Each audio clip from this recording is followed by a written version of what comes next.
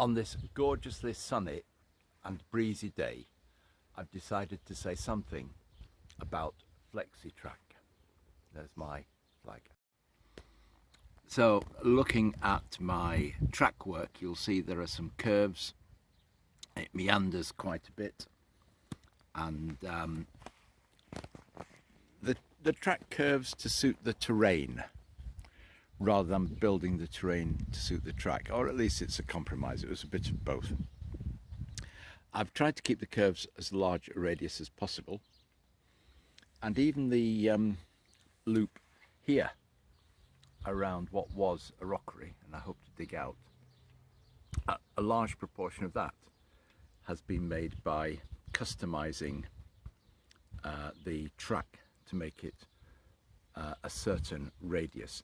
I think when I first laid this out, this one, I was using set track of a certain radius, but it's a mixture of set track and curved track. So what do we mean by flexible track? Let's go and have a look. Now, this is flexible track as sold by one of the manufacturers, and I'm not sure if you can see the writing inside the sleepers, the underside of the ties there. LGB Flex Glice number 1000/3. And what we mean by flexible is springy. So this track returns to more or less straight. You can bend it one way or another and it springs back. So that Flex Glice 1000/3 is springy track, flexible track. Now, I find this harder to lay because, of course, once you've got it to the curve you want, you've got to fix it fairly firmly in position to keep that curve. You see, I'm having to apply a fair bit of pressure. It doesn't hold the curve itself, it wants to spring back.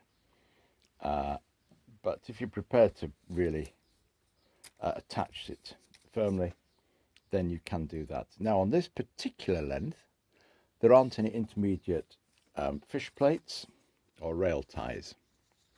And that means that the sections of sleeper can be slid along the track. This is another way of getting flexible track. Here I've got two lengths of rail.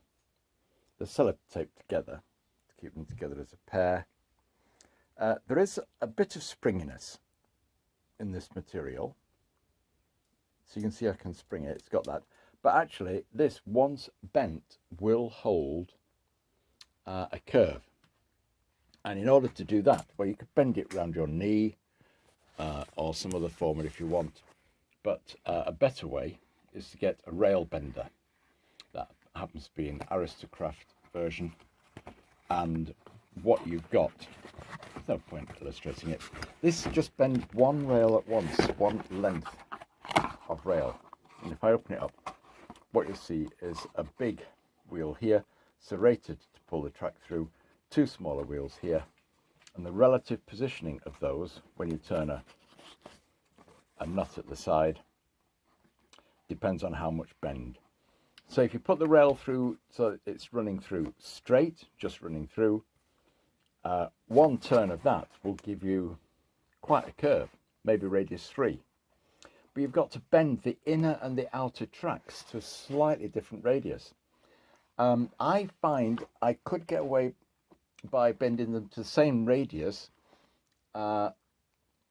somewhere in the middle, and then putting the rail ties on and letting the rail ties apply the pressure to adjust the radius so that they were slightly different. But another, I don't know, 1/10 of a turn on that would give you the inner radius or outer radius, if you know what I mean. You don't need a lot of turning of that or a lot of movement of this. So it looks, so when you're winding the rail through, it looks almost straight, but it really then curves the track, and I don't need to do any curved track at the moment. So unfortunately, I'm not going to be able to demonstrate it. There's probably another YouTube video that does demonstrate that. Now, what I have got then is a box of ties that can then be slid onto there. Ties, by the ties, for the UK audience, I mean sleepers. And you slide them onto the track. Now the other method, I'm just going to pause while I pick something up. So the other method is to just use any track. Here's the length of backman track. But the tricky part of it is freeing up the rail ties. Now on this track, and I think it's the same on some Aristocraft and other makes, you've got screws holding the ties onto the rail. And so the first thing you've got to do is release those screws. In this case, that's all there is. So you can free up the rail, and then you've got, like that rail that was available there. This is a length of Aristocraft track, I believe. And on this one, what you've got is fish plates or rail ties, and there are 3 along this section here. And so what you have to do is take off the end rail tie, slide the end section of sleepers off. Don't know why they're not sliding so well, it's been outside.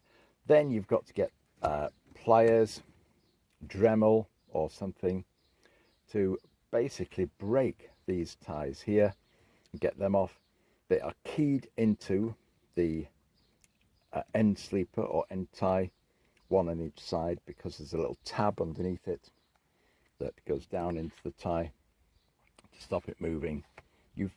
Physically, it's more brute force than anything to free it. And then once you've got it freed, what you have is a section of ties free of these rail joiners, which appear at intervals because you've taken those off, and they don't slide or anything. You've got to physically bend and twist or Dremel them off. Then you've got lengths of rail that can be put through a bender. Now, if you're feeling confident, and I have done it a couple of times, it is possible to bend the track, but with those screws in place in there, and with the ties in place on here, it tends to hold the track in position. The thing you do is the same as you would do with double gauge track, and that is to make sure you've cut the webbing that holds the ties together underneath. And if you hacksaw through the webbing every tie or every second tie, then that allows it to flex. So you've got to have split the webbing for these ties to move, otherwise they would hold it in a straight line. And so you need to convert the ties into flexible ties or flexible sleepers by cutting the webbing. And what I have done on most of mine is cut the alternate webbings on one side only, kept the other side straight.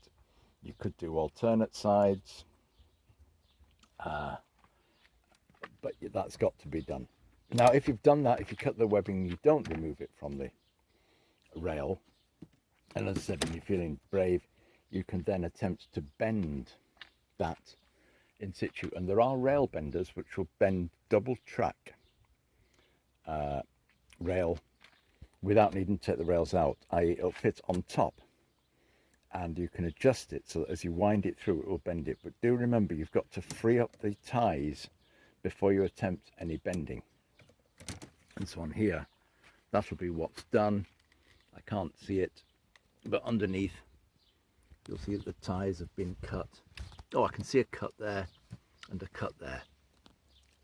Let's see if I can get out of the light. Cutting the webbing there, cutting the webbing there. There's probably one on the other side. There's one on the other side there as well. Yes, so on that curve, that's what's happened. The webbing between the sleepers, between the ties, has been cut. So one sort of flexible track was that springy track. You buy it as flexi track, and as long as you can pin it down, you can bend it to whatever curve you want. It doesn't stay in that shape, it would spring back to a straight form. The other one is where you bend it and it stays bent, but if you start off with straight track, or even you can start off with curved track, you've got to modify the ties in order to be able to do that. And double O gauge flexi track already has the ties cut. I think you can see the silver bits there on the bottom rail where the ties have been cut, and this one is semi-springy, but because of the resistance of the ties is holding its position slightly. A lot easier to do something with because it's not as thick. So there you go, that's just the different ways. Not much difference in price, I would say. If I pop back inside the shed and the light adjusts, by the time you've bought 2 rails and enough ties to make it up into a length of track, you can have bought an equivalent length of track with ties. At least that's what I found. I managed to pick these up second-hand from a company in UK called Rails of Sheffield, so I was paying nearly half, or approximately half, the new price at the time. And if you get some good second-hand track in nice long lengths, you don't want short lengths if you're bending it. Whatever that is, that's 1 meter. It said 1,000. That's longer than 1 meter. There. Anyway, I've not measured it. I think that's 1 meter. Then you get the rails and the ties, and then you have to do the work yourself to do the cutting, etc., to be able to bend it. And as I say, a rail bender is a really good idea, but not essential. They're expensive things. You can gently bend rail without a rail bender, and some of that track out there has been bent by hand without a rail bender, and it's turned out okay. Very, very carefully over your thigh, protecting your thigh with some sort of thicker cloth, because the ties can dig in. I hope that explains it. The basic thing I wanted to do was just show the 3 approaches. Springy flexi track, separate rails and ties, or just buy long lengths of normal track and split it down yourself with a bit of work, cutting the webbing on the ties so that you can bend it either manually or with a rail bender.